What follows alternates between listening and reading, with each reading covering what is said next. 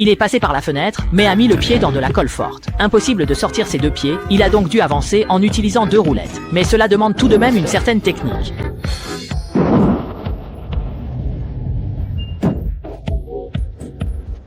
Ah, le chocolat des toilettes de l'étage du dessus s'est soudainement déversé, aspergeant l'homme d'une puanteur insupportable, le laissant complètement abattu. Le petit frère est arrivé dans l'entrepôt et a soudain aperçu le garçon, alors il s'est précipité pour l'attraper. Mais il s'agissait en fait du sein de l'étage inférieur. Et ce qui a été attrapé n'était qu'un singe déguisé en tigre. Pauvre petit frère. Il a failli se faire raser la tête. Il décide alors de grimper à l'échelle pour entrer, mais les planches au sol avaient déjà été retirées.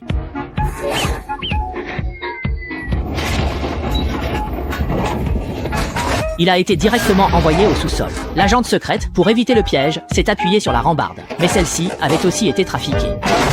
Heureusement, l'agente secrète est agile. Elle enchaîne une série de saltos arrière avec fluidité et atterrit parfaitement. Le tout en un seul mouvement. La seconde suivante.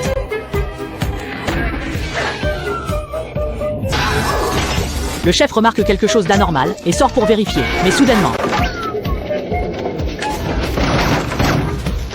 Après bien des efforts, plusieurs agents sont enfin montés à l'étage. L'homme ouvre l'armoire, mais ne trouve rien. En réalité, le garçon s'est caché dans un sac en tissu. Les agents arrivent dans la chambre pour chercher le garçon, qui en profite pour relâcher une petite souris blanche. La souris grimpe discrètement sur le corps du petit frère, qui ne s'en rend pas du tout compte. L'agente, en voyant cela, est surprise et vise la souris sur l'homme.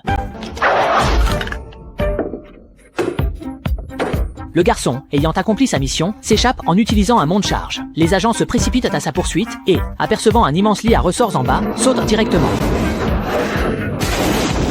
Mais en réalité, il s'agissait d'une piscine gelée en dessous et les agents sont glacés jusqu'aux os. L'agente décide de descendre par le monte-charge, mais elle tombe aussitôt.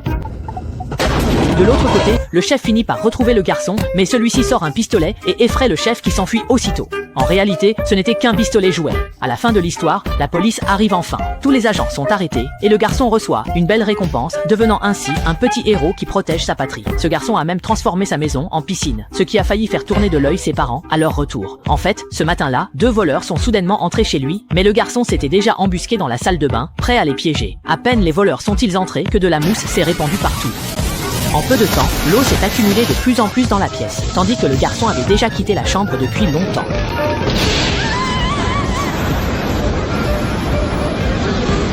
Voyant leur plan échouer, les voleurs durent s'enfuir. Le soir, une fête fut organisée chez lui. Les 2 voleurs, déguisés en serveurs, revinrent. Le garçon, stupéfait, prévint le majordome que c'étaient des voleurs. Mais le majordome ne le crut pas et voulut l'enfermer. Il ne pouvait compter que sur lui-même. Le majordome pensait que le garçon s'était caché dans la chambre froide. À peine y était-il entré pour vérifier que le garçon referma aussitôt la porte derrière lui. Ensuite, il suivit discrètement les 2 voleurs, qui répétèrent leur plan d'évasion. L'un des voleurs mit son complice dans un sac, puis le jeta en bas, tandis qu'il descendait lentement à l'aide d'une corde coincée sous la porte. Les voleurs pensaient à leur plan parfait, mais le garçon ouvrit la porte de la chambre.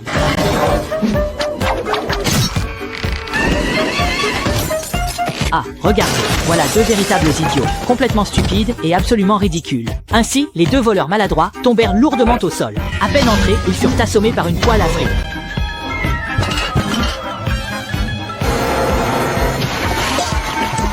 Un instant, ils étaient recouverts de boue. Ils se relevèrent pour poursuivre, mais...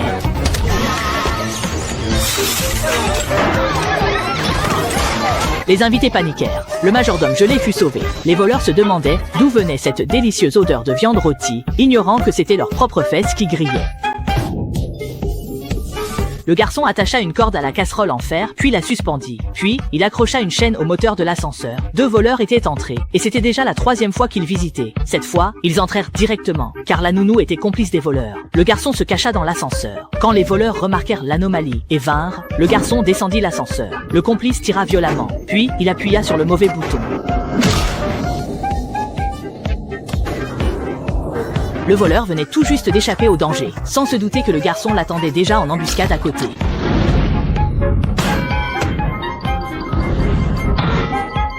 La nounou attrapa une poêle et lança à sa poursuite. Elle entra dans l'ascenseur l'intercepter, mais l'ascenseur avait été trafiqué et la nounou coincée au milieu. Le voleur arriva dans la chambre. Il découvrit que le garçon se cachait sous le lit. Il l'attrapa et tomba dans le piège tendu par le garçon.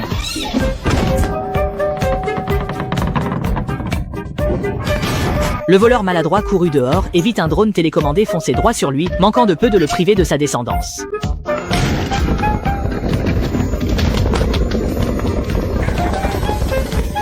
Le garçon en profita pour glisser dans l'escalier, puis se cacha dans la cave à vin. Les voleurs maladroits le suivirent aussitôt. Alors que la cave à vin tournait, le garçon s'échappa rapidement, puis il activa le mécanisme de la cave, qui se mit à tourner de plus en plus vite.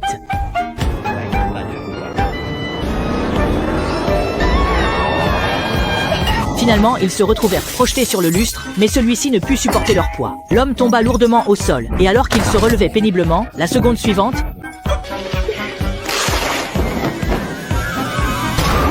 les deux voleurs maladroits étaient assommés. La gouvernante apparut soudainement, mais le majordome la neutralisa à temps.